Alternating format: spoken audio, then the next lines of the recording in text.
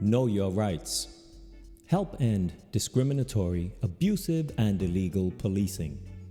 Brought to you by Communities United for Police Reform. Change the NYPD.org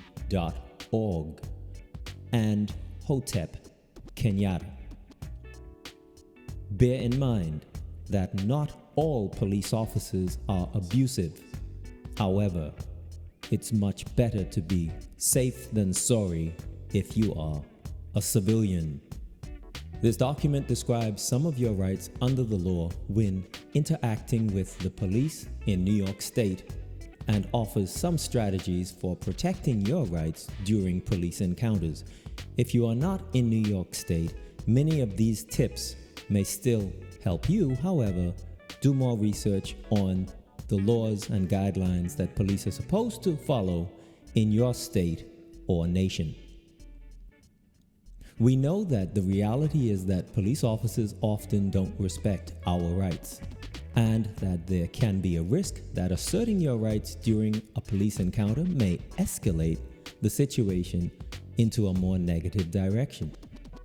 Knowing your rights is critical to recognizing when they have been violated, and exercising them in the moment can help you assert them later in court.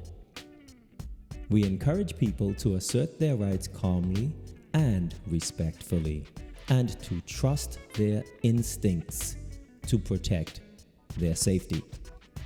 If you feel your rights have been violated, tell a lawyer. If a police officer approaches you and begins to question you, even without reasonable suspicion, police may ask you questions. At this point, you can politely ask, "Am I free to go?" in a calm, assertive tone. If the officer does not answer, continue to ask, "Am I free to go?" Or you could say, "Are we free to go?" if you are with several people. If the officer says, "Yes," calmly walk away. If the officer says, "No," then you are being stopped or detained. Police are not legally required to speak with you in your native language. Police are supposed to treat everyone with courtesy, professionalism, and respect, and should never make discriminatory or disparaging comments or remarks. Remember, ask, "Am I free to go?" You don't have to empty your pockets or purse unless an officer has probable cause. You have the right to remain silent. If you feel you must respond, only answer basic questions, name and address. You do not have to voluntarily tell the police whether you have marijuana or anything else in your pockets, purse, bag, or car. Anything you say can and will be used against you and may give the police a reason to arrest you. Remember, the police are allowed to say anything to you as part of their investigation, including statements that are not true. In other words, the police can lie to you. Undercover officers are not required to disclose that they are police until they are placing you under arrest. The police can only stop you if they have a reasonable suspicion that you have committed, are committing, or are about to commit a crime. Once you have been stopped, you no longer have the right to walk away. At this point, police will probably ask for your ID. Unless you are in a vehicle, you don't have to show the police ID.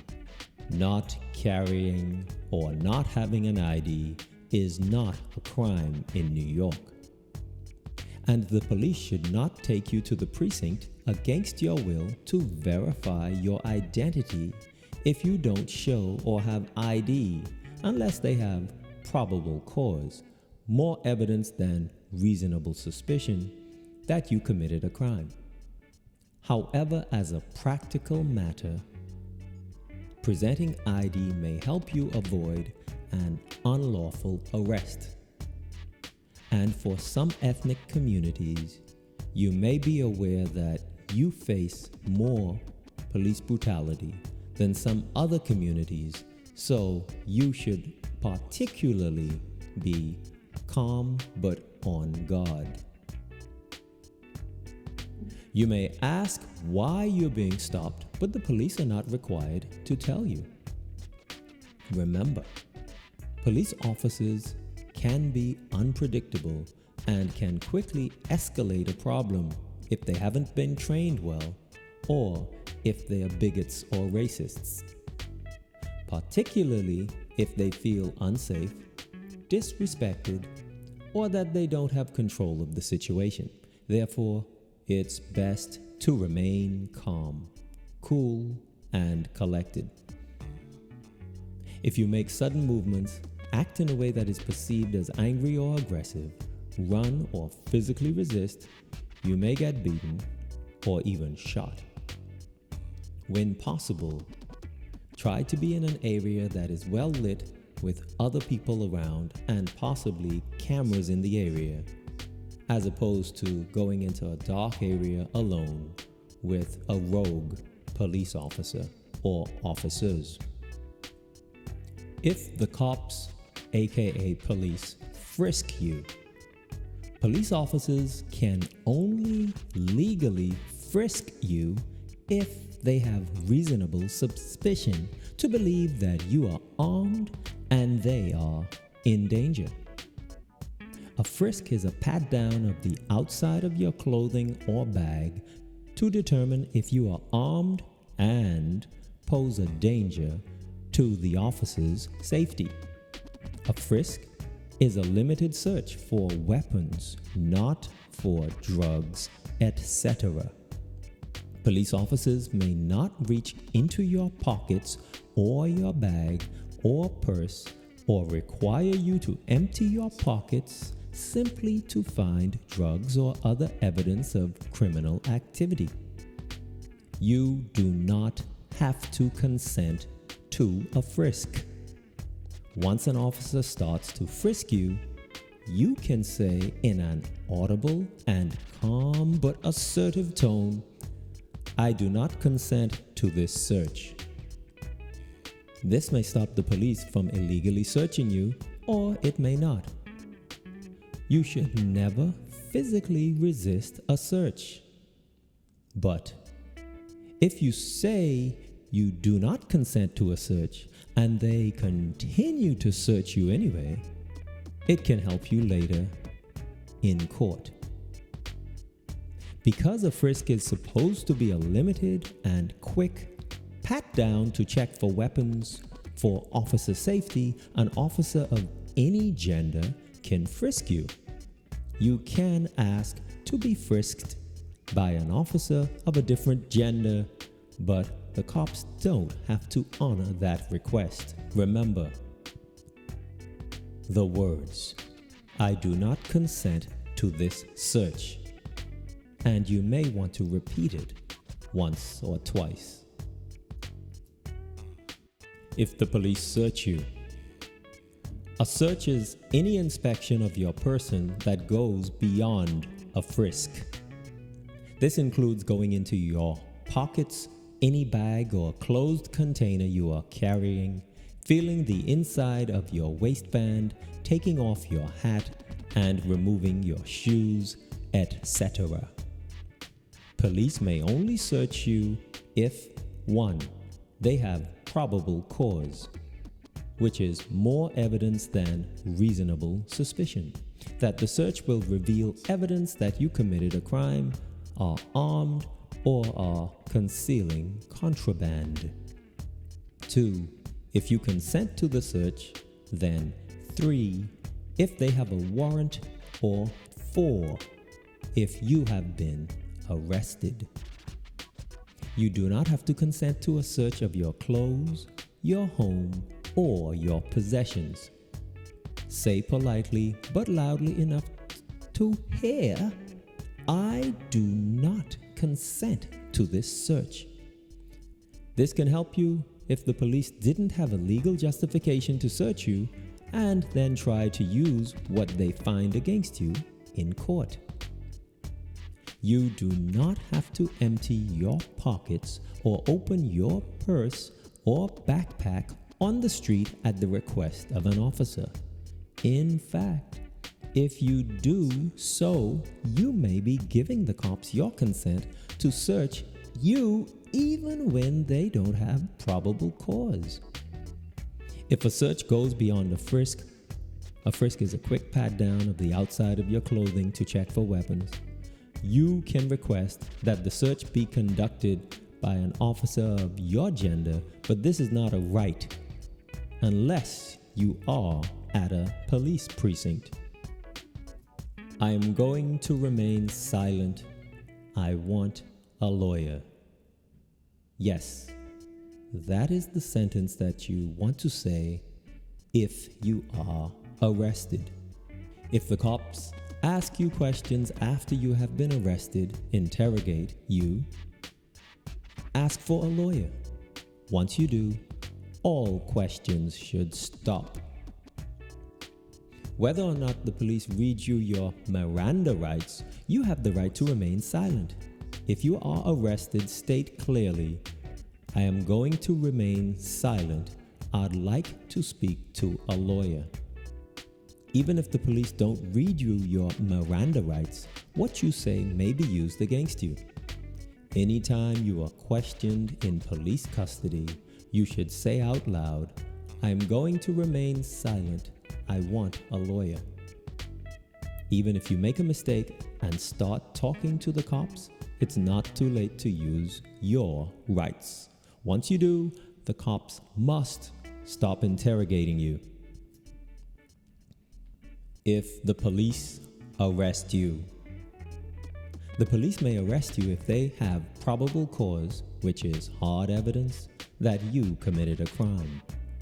You can give your name and address. Other than this, you have the right to remain silent.